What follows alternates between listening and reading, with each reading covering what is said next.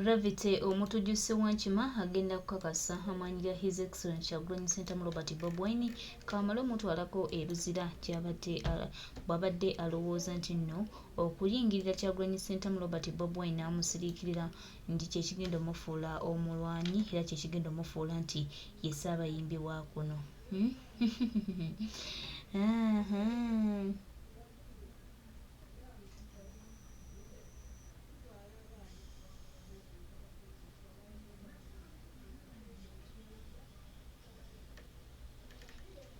Kyagulanyi Ssentamu Robert Bob Wine Kyagulanyi Ssentamu Robert Bob Wine tewali amwerijjamu, tewali amwesimbamu, n'asigala nga bw'ali.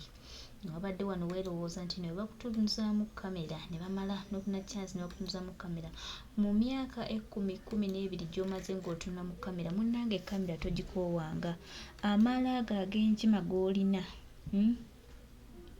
olw'okuba nti gwe wafuna amaalo g'enkima g'olina ne kabampaane ne nti nze nsobola n'okuba kabandabe bantegeere bammanye mukwano gwange si bye bigenda okufuula omulwanyi.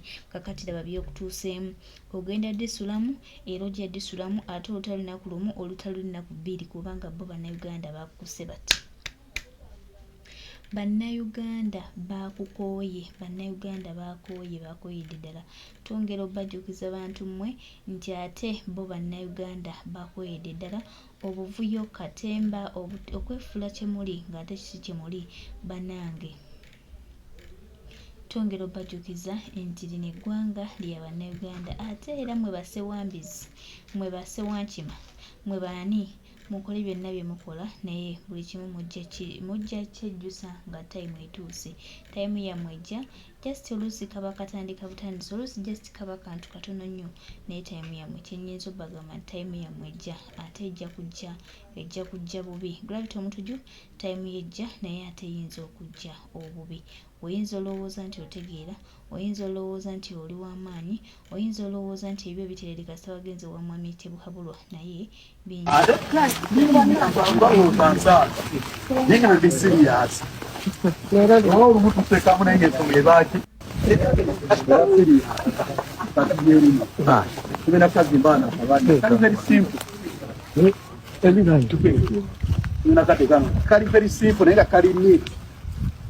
Kalungi nnyo abakyala okuzaala solonga zolina ndagamuntu nga oli mutuuze ogenda kuba kwabweru wano kitundu kya Busabala gye ni mu kkolejo ekitegeeza bwe naatuuka okwagala okudda ewalala era nabo ndisalawo kye mbakoledde balina abasomero bakina abaki naye sofa ku kyalo kwenyera okuwangaalira okumala emyaka egiwerako.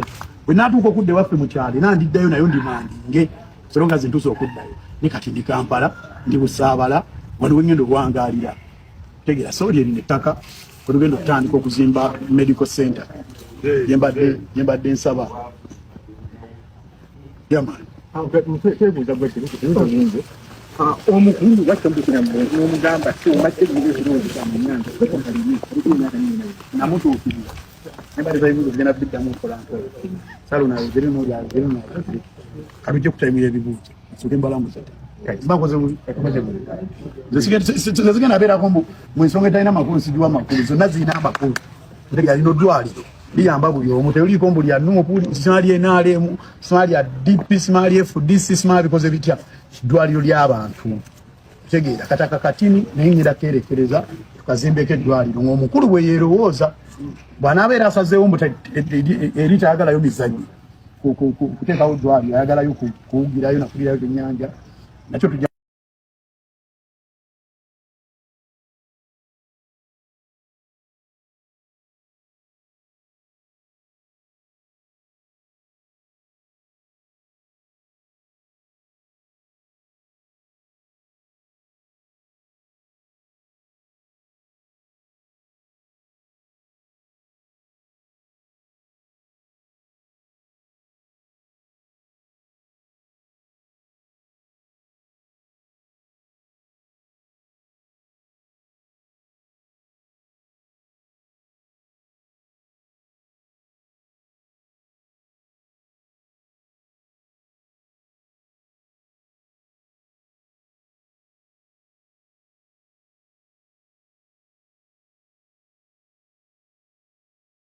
era nga nabasuubiza ze moto yange eri waka nonti wadisi tukola si bigambo si kwogera nnyo kitusinga okumanya kukola kad right now twatandise dda omusingi bwe tupimapima tulabe nga eddwaliro ligenda fitinga fiti era soon ngenda balagane plan yayo nja gipostinga buli mwajja giraba so wendi wane EBUSABALA kirinda sale German straight yena agamba nti wano uwe ajja stopping omulimu ogukolebwa wano yena agamba mbu uwe yenna sala babere ku social media bogerere eyo jangu wanoze wendi ndi mukusima musingi wano ndiwo mu mateeka nagulawo mu mateeka okitegeera nzikirizibwa ko ettaka lino mu mateeka kuba lyange munaku nga 2-3 mugenda kulaba nga ekizimbe kitandise situka Kyagulanyi kasaya tumye lirye ninneewaayo ne mbawo eryange kati so propaganda wa mwesige na mukkiriza diversion wa mwesige na mukkiriza kati emboko yaje emboko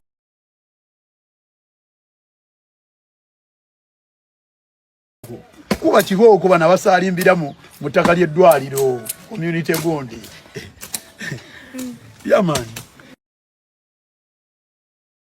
ngena basuubiza ze moto yange eri waka nonti wadisi tukola si bigambo si kwogera nnyo kitusinga okumanya kukola kad right now twatandise dda omusingi bwe tupimapima tulabe nga eddwaliro ligenda fitinga fiti era soon ngenda balagane plan yayo nja gipostinga buli mwajja giraba so wendi wane EBUSABALA kirinda sale German straight yena agamba nti wano uwe ajja stopping omulimu ogukolebwa wano yena agamba mbu uwe yenna sala babere ku social media bogerere eyo jangu wanoze wendi ndi mukusima musingi wano ndiwo mu mateeka nagulawo mu mateeka okitegeera nzikirizibwa ko ettaka lino mu mateeka kuba lyange munaku nga 2-3 mugenda kulaba nga ekizimbe kitandise situka Kyagulanyi kasaya tumye lirye ninneewaayo ne mbawo eryange kati so propaganda wa mwesige na mukkiriza diversion wa mwesige na mukkiriza kati emboko yaje emboko kuba kihooko bana basalimbira mu ttaka ly'eddwaliro community gondi yaman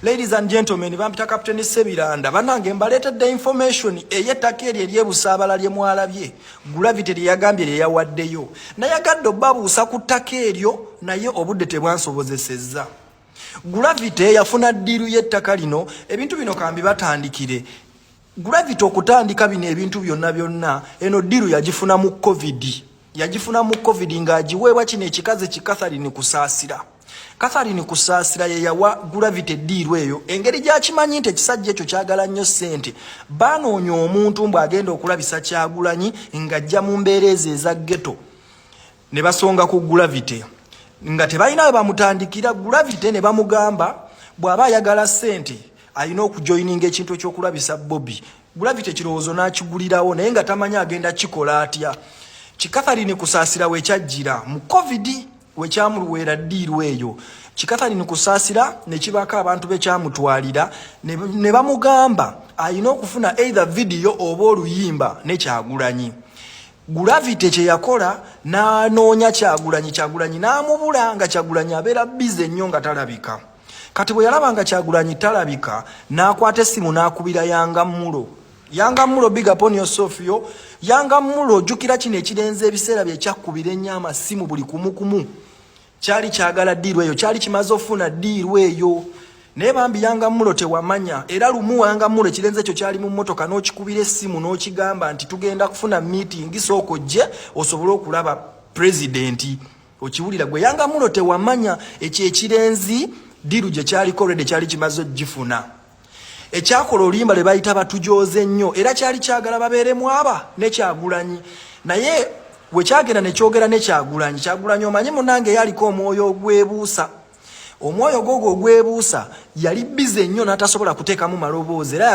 yagamba ekyo Kyagulanyi yagamba ekyo ki Gravity kikwate data kimuwaani producer Dani Magic nekimuwa naye yali bize nnyo n'atasobola kukola ki kuteekamu maloboozi. Kati baali baamutuma oluyimba nga balimu aba ne Kyagulanyi video oba ne audio, naye we bitaasoboka ng'ate oluyimba bali balwagala, Kigravity ne kikola oluyimba olwo kyokka ne kimunoonya ne kimuteeka mu video. Ettaka ly'ebusaabala eryo bamuwadde ssente n'aligula, era Gravity eddiru gy'alina yakutandika kwekwasa, twagala kino twagala kino. Kati bw'avuddeko eddwaliro agenda kwata ssomero, twagala ssomero twagala ssomero, wajjako essomero atandike twagala luguudo twagala luno, mpaka nga ssente bazimuwa ng'azikola. Gravity talina ssente, go ge mazima, buli omu akimanyi. Gravity talina ssente, neyo kalina gye mulaba empya si ya Gravity, eyo kalina ya mukazi. Omukazi bamuyita gentleman bampita Captain Sebiranda. Banange mbaleetedde information ey'ettaka eryo ery'ebusaabala lye mwalabye Gravity lye yagambye lye yawaddeyo. Nayagadde obbabuusa ku ttaka eryo, naye obudde tebwansobozesezza. Gravity yafuna ddiiru y'ettaka lino. Ebintu bino kambi batandikire. Gravity okutandika bino ebintu byonna eno ddiiru yagifuna mu COVID. Yagifuna mu COVID ng'agiweebwa kino ekikaze Catherine Kusaasira. Catherine Kusaasira ye yawa Gravity ddiiru eyo. Engeri gy'akimanyi nti ekisajja ekyo kyagala nnyo ssente, baanoonya omuntu mbu agenda okulabisa Kyagulanyi ng'ajja mu mbeera ezo eza ghetto, ne basonga ku Gravity nga tebalina we bamutandikira. Gravity ne bamugamba bw'aba ayagala ssente alina okujoyininga ekintu ekyokulabisa Bobby. Gravity ekirowoozo n'akigulirawo naye nga tamanyi agenda kikola atya. Catherine Kusaasira we kyajjira mu COVID we kyamuluweera ddiiru eyo. Catherine Kusaasira ne kibaka abantu be kyamutwalira ne bamugamba alina okufuna either video oba oluyimba ne Kyagulanyi. Gravity kye yakola n'anoonya Kyagulanyi n'amubula nga Kyagulanyi abeera bize nnyo nga talabika. Kati bwe yalaba nga Kyagulanyi talabika n'akwata essimu n'akubira Yanga Mulo, big up on yourself yo. Yanga Mulo, jukira kino ekirenze ebiseera bye kyakubira ennyo amasimu buli kumu. Kyali kyagala ddiiru eyo, kyali kimaze ofuna ddiiru eyo. Naye bambi Yanga Mulo tewamanya, era lumu Yanga Mulo ekirenze ekyo kyali mu mmotoka n'okikubira essimu n'okigamba nti tugenda kufuna meeting, sooka ojje osobole okulaba president. Okiwulira gwe Yanga Mulo tewamanya ekyo ekirenzi ddiiru gye kyaliko already kyali kimaze ogifuna. Ekyakola oluyimba le bayita batujooze nnyo, era kyali kyagala babeeremu aba ne Kyagulanyi. Naye we kyagenda ne kyogera ne Kyagulanyi omanyi munange yaliko omwoyo ogwebuusa. Omwoyo gwogwo ogwebuusa yali bize nnyo n'atasobola kuteekamu maloboozi, era yagamba ekyo Kyagulanyi yagamba ekyo Gravity kikwate data kimuwaani producer Dani Magic ne kimuwa, naye yali bize nnyo n'atasobola kukola ki kuteekamu maloboozi. Kati baali baamutuma oluyimba nga balimu aba ne Kyagulanyi video oba ne audio, naye we bitaasoboka ng'ate oluyimba bali balwagala.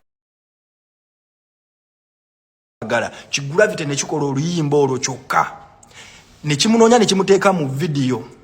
Ettaka ly'ebusaabala eryo bamuwadde ssente n'aligula, era Gravity eddiru gy'alina yakutandika kwekwasa, twagala kino twagala kino. Kati bw'avuddeko eddwaliro agenda kwata ssomero, twagala ssomero twagala ssomero, wajjako essomero atandike twagala luguudo twagala luno, mpaka nga ssente bazimuwa ng'azikola. Gravity talina ssente, go ge mazima, buli omu akimanyi. Gravity talina ssente, neyo kalina gye mulaba empya si ya Gravity, eyo kalina ya mukazi. Omukazi bamuyita Sheri, kubanga ne furniture, entebe, enzi